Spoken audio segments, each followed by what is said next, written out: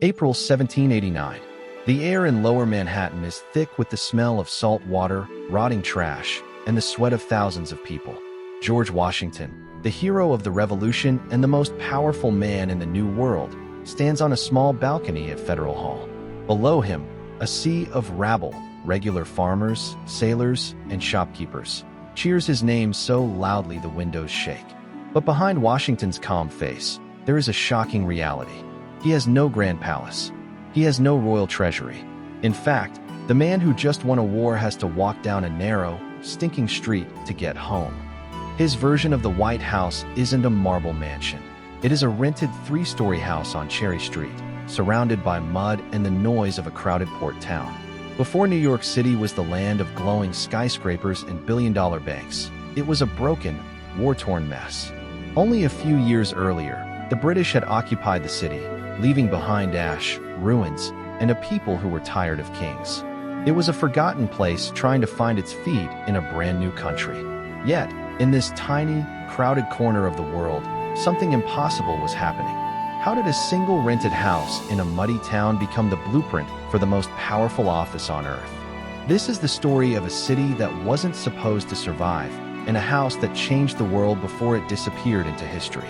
To understand how this small house became so important, we have to peel back the layers of the city. Imagine stripping away the concrete, the honking cars, and the giant glass towers. Underneath all that noise is an island called Manhattan.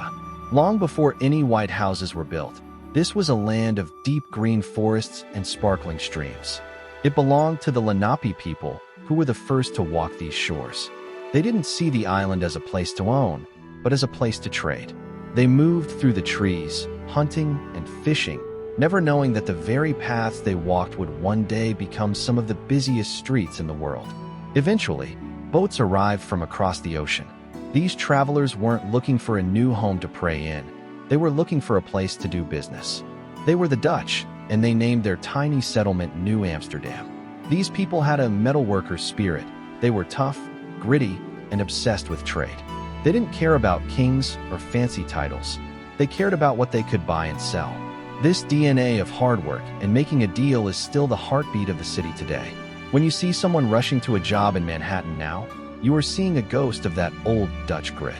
Because these settlers were so focused on money and safety, they built things that still dictate how the city looks. They were worried about attacks, so they built a massive wooden wall to protect their homes. Today, we call that spot Wall Street. They dug a canal to move goods easily, which we now know as Broad Street. These weren't just roads, they were the bones of the city. This was the grid that the new American government would eventually try to sit upon. It was a place built for trade, not for a president. This mismatch between a city built for business and a man trying to build a nation was about to create a massive spark. The struggle for the soul of the White House was just beginning. As the dust settled on the old Dutch streets, a new kind of energy began to buzz through the air. The war was over, but the country was still a mess.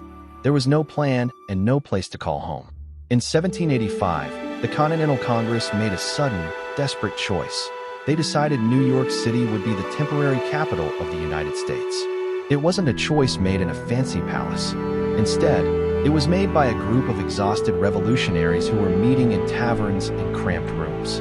There were no kings to tell them what to do and no bishops to give them orders.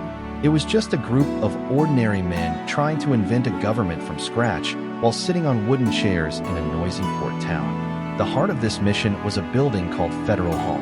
If you walked inside, you wouldn't see the polished world of today. You would see men like Alexander Hamilton, John Adams, and John Jay, their coats stained with travel and their eyes tired from long nights of arguing. They gathered to take a massive risk, a quiet oath to create something that had never worked before. Hamilton, with his sharp mind and New York grit, believed the city's busy markets were the perfect place to build a nation's power. They weren't just politicians. They were like explorers trying to build a ship while it was already sailing on a stormy sea. The result of all this arguing was the Constitution. Today, we see it as a sacred document kept under glass, but back then, it was a desperate gamble. It was a piece of paper signed in a city that was still half-charred and black from the great fire that had ripped through it during the war. As the sun rose over the ruins of the old neighborhood, these men signed their names. hoping this compact would hold the 13 colonies together. They were standing in a city of ash, dreaming of a future of gold. But as they looked out at the muddy streets from the windows of Federal Hall, they realized that having a plan on paper was the easy part. The real fight, the one that would decide if the president would stay in New York or be chased away, was just about to begin. While Hamilton and his friends were busy building the nation's foundations in New York, a giant shadow was growing to the south. This was the Goliath of the new era, the powerful leaders from Virginia. These men, like Thomas Jefferson and James Madison, were part of a wealthy dynasty that lived on massive farms. They absolutely hated New York City. To them, the city was too noisy, too dirty, and filled with greedy bankers who only cared about money. They didn't want the capital of the United States to be in a place where business was king. They wanted to move the government far away into the quiet, swampy wilderness of the Potomac River, where they could keep control. The tension between the city and the South eventually led to a legendary showdown that didn't happen on a battlefield, but over a meal. History calls it the dinner table bargain. Alexander Hamilton was the underdog in this fight, and he knew he was about to lose the White House on Cherry Street. But Hamilton was a master of the city's financial terrain. He realized that the new country was drowning in debt and would fail if it didn't pay its bills. He made a shocking trade. He told Jefferson and Madison that if they agreed to let the government pay off the nation's debts, he would stop fighting for New York. He traded the physical location of the capital for the survival of the country's credit. It was a brutal sacrifice. Because of that one dinner, the White House of New York City was abandoned after only 1 year. In 1790, the government packed up its papers, the politicians hopped on their horses, and the president left the rented house on the narrow street for good. As the last of the official carriages rattled out of town, the rest of the world looked at New York and thought it was over. They believed the city had lost its importance and would become just another quiet port. But they were wrong. The city had lost the title of capital, but it had gained something much more powerful: the keys to the nation's money. New York was about to stop being a political center and start becoming a global empire. With the politicians gone and the White House on Cherry Street standing empty, New York City had to make a choice. It could have shriveled up and become a quiet ghost town, but that wasn't the Dutch spirit. Instead, the city stopped trying to lead with laws and started leading with money. A new system was born. Every neighborhood, from the docks to the dusty roads uptown, began drilling for gold. They weren't using shovels or muskets, though. They were using ledgers and pens. While Washington, D.C. was being built in a swamp, New Yorkers were busy building banks. They realized that you didn't need to be the capital to run the country. You just needed to be the place where the country kept its wallet. This transition changed the very face of the island. The city began leasing itself to the rest of the world. Its docks became a forest of tall wooden masts as ships from every corner of the globe arrived to trade. New York's banks became the engine that powered the young nation's growth.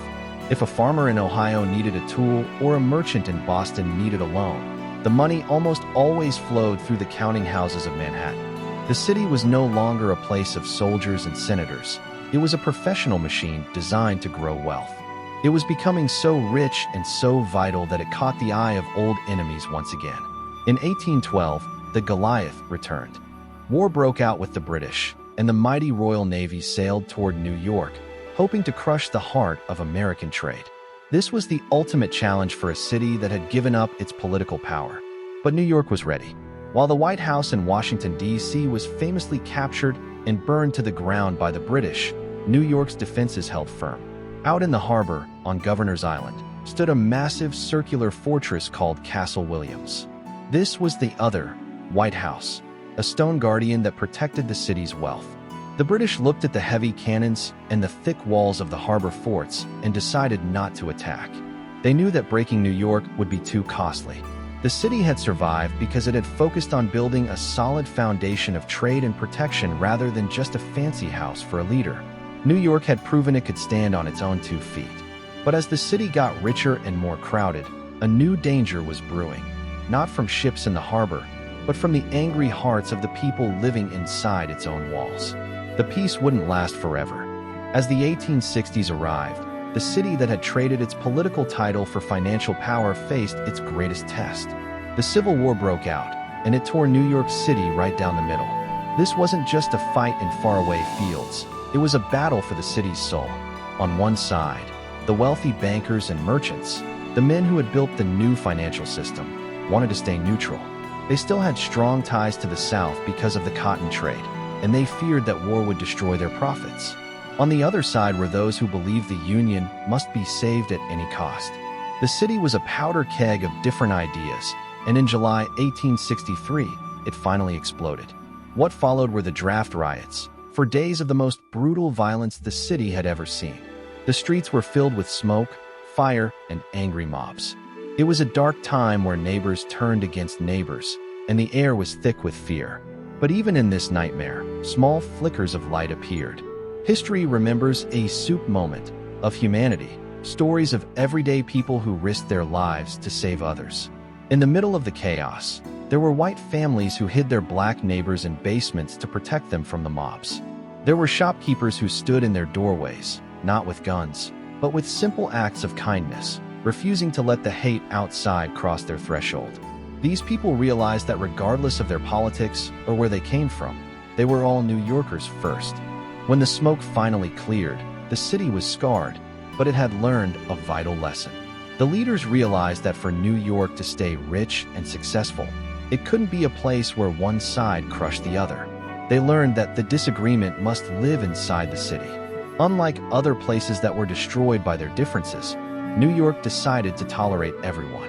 It became a city where people could argue during the day but still do business at night. This spirit of tolerance became the new secret weapon of the city.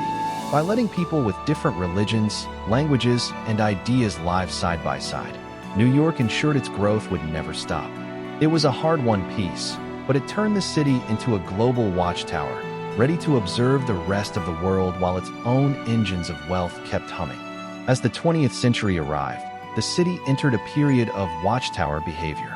While the rest of the world was pulled into the terrifying fires of the world wars, New York City sat back and watched from its harbor. It didn't send its own city-state army to the front lines, but it did something much more powerful. It funded the fight. From the skyscrapers of Wall Street, New York became the bank for the entire planet. While other great cities were being turned into rubble by falling bombs, New York's lights stayed on, and its bank accounts grew larger. It had become a silent giant, safe behind the ocean, pulling the strings of global history without ever having to pick up a rifle. But while the city was safe from enemies across the sea, it wasn't safe from a new kind of conqueror inside its own borders. This was the era of Robert Moses. People often called him the Napoleon of New York City. He wasn't a soldier, but he had the power of an emperor. Moses wanted to tear apart the city's natural, messy beauty and replace it with concrete and speed. He built massive highways that sliced through old neighborhoods like a knife, turning a city of local villages into a giant satellite of modern industry. He changed the face of the land forever, making sure that everything in New York moved faster, grew taller, and worked harder than anywhere else on Earth. Then, in 1815, Switzerland was declared neutral by international law. In 1945, New York City received its own version of that global crown.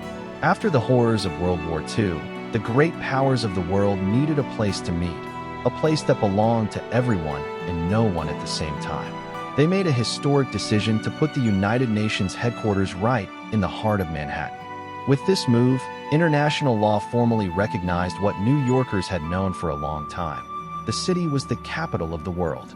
Geneva had joined the Swiss Confederacy after centuries of waiting, and now New York had finally finished its own journey. It had started as a few muddy paths, survived the loss of the first White House, and endured the pain of civil war. Now, it was the place where the rest of the world came to settle its disagreements. But as the city reached this peak of power, it had to ask itself, what was the true cost of staying neutral and getting rich while the world burned? The answers weren't always easy to hear. Today, if you walk through the streets of Lower Manhattan, you are standing in the middle of a global empire. The original White House on Cherry Street is long gone, replaced by a forest of glass and steel that reaches for the clouds. Just a few blocks away, the New York Stock Exchange beats like a giant heart, pumping money to every corner of the planet. Nearby, The United Nations stands as a place where leaders from every nation meet to talk instead of fight. The city has become exactly what those early settlers and thinkers dreamed of, a central hub for the entire human race. It is the place where the world's power lives, but that power came with a heavy price. To tell the true story of New York, we must also look at the shadows. The city's history has stains that it is still trying to wash away. During its rise to greatness in the 1800s, the city was often run by corrupt leaders who stole from the poor to line their own pockets. While the bankers got rich, many immigrant families lived in crowded, dark rooms with barely enough food to survive. The same system that built the skyscrapers also built deep inequality. Like a mirror, the city shows us the best and the worst of what humans can do when they are focused on winning. But through all the fire and the greed, the central philosophy of the city remains. New York learned that the secret to survival isn't picking a side in every fight. It is being the place where everyone else comes to settle their scores. It is the neutral ground where enemies must trade and rivals must talk. It is a city that lets the disagreement live inside it so that the rest of the world doesn't have to burn. It became a sanctuary for ideas and a watchtower for the future. The little rented house on Cherry Street may be forgotten by most, but its ghost still dictates how the world works today. It reminds us that greatness doesn't always start in a palace. Sometimes, it starts in a muddy street with a group of people who refuse to give up. As you look around your own home today, ask yourself, what is the forgotten foundation of your own city? Every great power started with a single step, a single oath, or a single house that changed everything.